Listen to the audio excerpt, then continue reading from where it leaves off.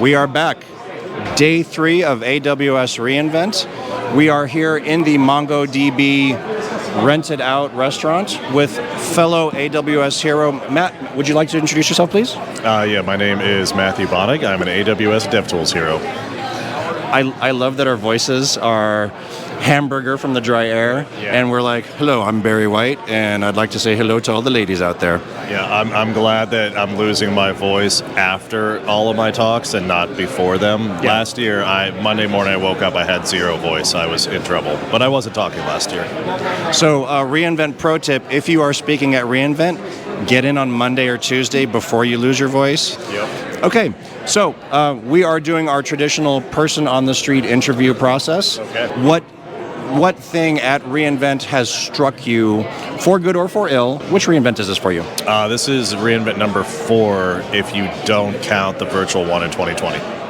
We count it. That counts, yeah. Okay, so I guess that's 5. No.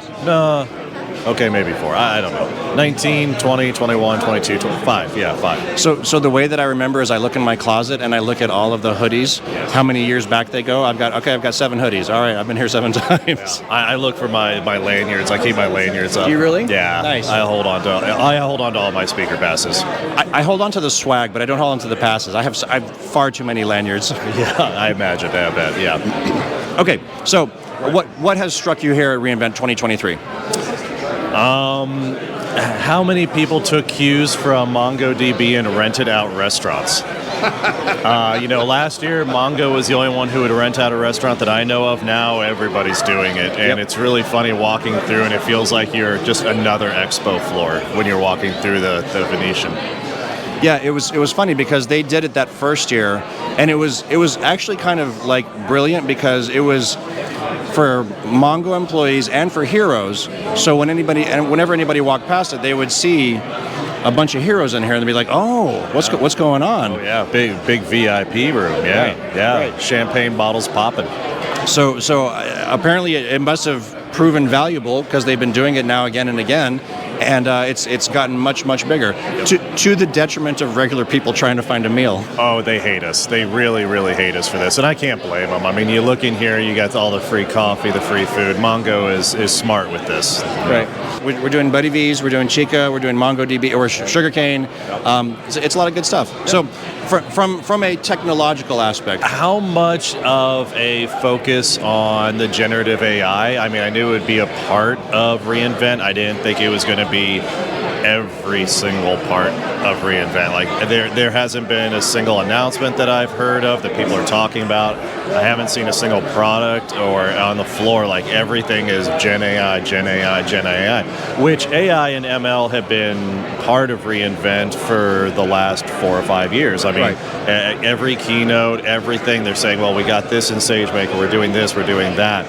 But, Gen AI was definitely that watershed moment, and now people are figuring out how to incorporate it everywhere. And I've got clients who really probably don't need AI, but are now asking, like, how do we incorporate Bedrock? How do we get generative AI in our product? How do we make use of it? And it's great because it is very accessible now. Whereas in the past few years, every AI announcement I saw, I'm like, yeah, but I'm not going to spend the time learning that. Right. I'm not that big brained enough to go learn all of that sort of stuff. So the barrier to entry is much lower now. Yeah, I mean, this is an iPhone moment. This is one of those things where now everybody can get to it very easily. And for better or worse, we'll see. You heard it here first. Matt Bonig, Gen AI passing fad. Yes. In 5 years, no one's going to care. It's like the cloud or the internet. We're not going to see it ever again. Yeah, it's like crypto. It's just going to die. Anybody you want to give a shout out to? Oh boy. Actually, I want to give a shout out to everybody on the CDK team and everybody in the CDK.dev community. We've seen this incredible community get built up over the last couple of years by people who just want to help other people learn and use the CDK. And a lot of what I know and a lot of what I was able to speak about during my talk were things that I learned from the community and that I was taught there. So big shout out to everybody who helps contribute. Don't you have a book or something too? Yeah, so we have a book. I'm trying to line this up for you. I know. Thank you for the plug. I really appreciate it. So, yes, there is the cdkbook.com that was co-authored by Thorsten Huger. I hope I'm saying that name right. You know, after knowing it for years, you'd think I'd know.